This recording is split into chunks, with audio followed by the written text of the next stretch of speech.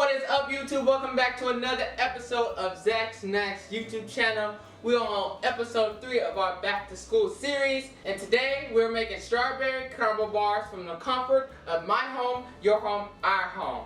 So before we do anything, again, from last week I talked about thank you for helping me get to 100 subscribers. So I really appreciate that, guys. Here at ZAIRE'S YouTube channel, we are changing the online food industry within the comfort of our home.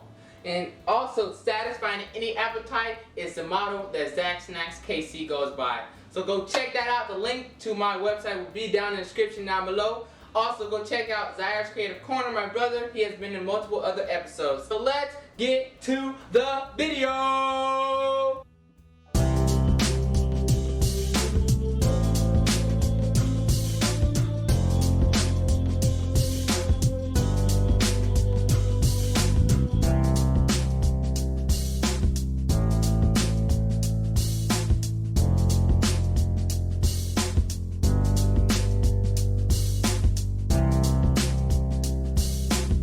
Alright guys, so if you haven't already, smash that like button and go share this video with a friend. So let's jump right in. First, we're going to start by preheating our oven to 375 degrees.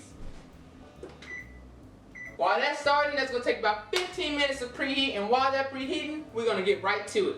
So you're going to also need a pan that we're going to be putting the bars in. You can be about 8x8 pan. Any pan you got really will help. It don't have to be glass also.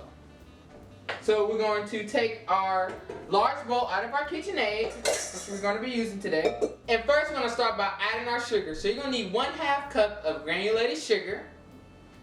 1/2 cup. Grab our sugar. 1/2 cup of granulated sugar. Next you're going to need 1 1/2 cup of all-purpose flour. Grab our flour mixture. That's our 1 cup. And then you're going to need 1/2 cup.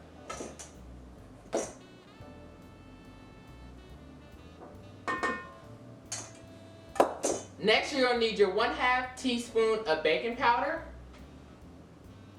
So our baking powder. And last but not least, you're going to need your 1/2 teaspoon of salt. And then we're going to put this under our KitchenAid mixer and we're going to mix it on medium for about 2 minutes and let it get mixed all the way together.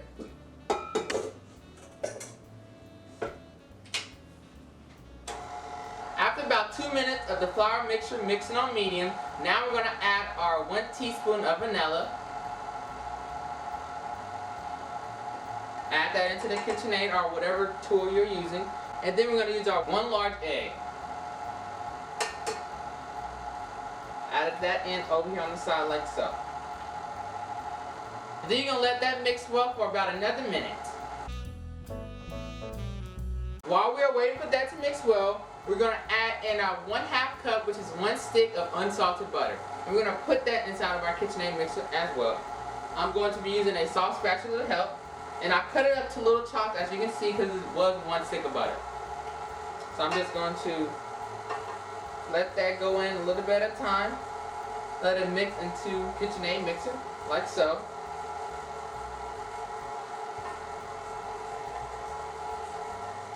Just let it fold in, like so.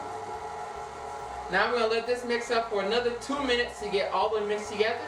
So this is what your crumble should start to look like as you are finishing up after about another 1 to 2 minutes of it mixing.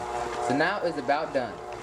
Okay, now that our mixture is done, now we're going to be able to put half of that into our pan for the bottom layer. But first, we're going to get your canola oil, which I'm using today, non-stick canola oil, and I'm just going to spray the bottom of our pan. Now we're going to take half of our crumble mix, and we're going to put that in the bottom of the pan. So take half of this out.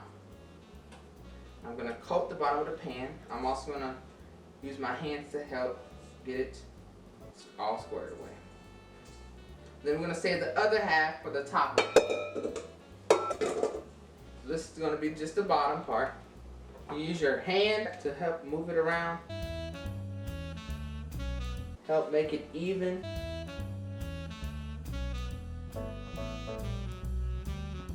like so. After you get this part into the bottom of your pan, now we're going to mix up the stuff with the strawberries. So I'm just going to set that right there, leave that right there for now. Pull this down. You're going to need 1/2 cup of sugar. The strawberries. You can use fresh or frozen strawberries. Since we put it in the oven, it really don't matter. There might be a little difference, but overall it won't matter. And then you're going to need 1/3 of cornstarch. If you don't have cornstarch, you can substitute it for corn flour or all-purpose flour. Whatever you have, you can substitute it with. Then we're going to take our soft spatula and we're going to mix this in with the strawberries. Mix the sugar and the cornstarch and our flour in with the strawberries. Make sure your strawberries are cut into slices. This is going to help give that sweet taste for your strawberries.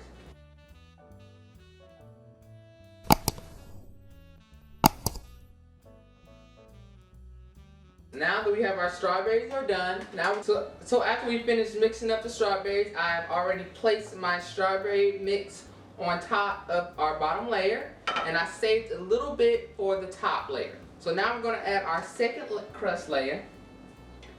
Now, I'm going to use our bigger soft spatula to get the rest of this out.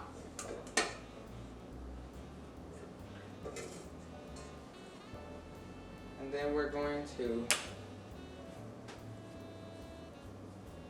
just pull it out like that and then set it on top and then pull it apart like we did before. So get it as much apart from each other as possible. It's going to be a little bit more difficult. That's okay.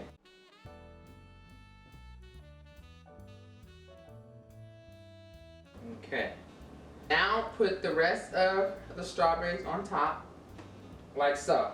So that is what it should look like right before it goes in the oven. And now we're going to place this in the oven for 30 to 40 minutes. Depending on your oven, I will really just start it on 35 minutes and then go from there until the top is golden brown. So now we're going to set this in the oven. Alright, now that it's in, we're going to set a timer on our oven for 35 minutes and then we're going to let that bake. You can serve this warm. Also, you can place in an airtight container, or like I have a top of mine. Alright guys, so now that the timer has gone off, I just cleared it off. Now we're going to take it out of the oven. I already set a mat right there because it's going to still be hot. So I'm going to grab my mitt because it's hot. Taking it out. I'm going to set it right here for about 5 minutes. You're going to let it cool all the way down before you cut into it. Be sure you make sure you do that. Let it cool, okay? Alright guys, so now that it have cooled off, I cut me a small slice and now I'm going to taste it for our taste testing. So let's get that going. I'll give it a 7 out of 10. The crumble could have been better, but overall I think it's pretty good. Thank you guys for watching this video. Click down below and subscribe right now. Hope you guys love this video. Go ahead and smash that like button, smash that subscribe button, and share this with a friend. I hope to see you guys in the next one. Peace.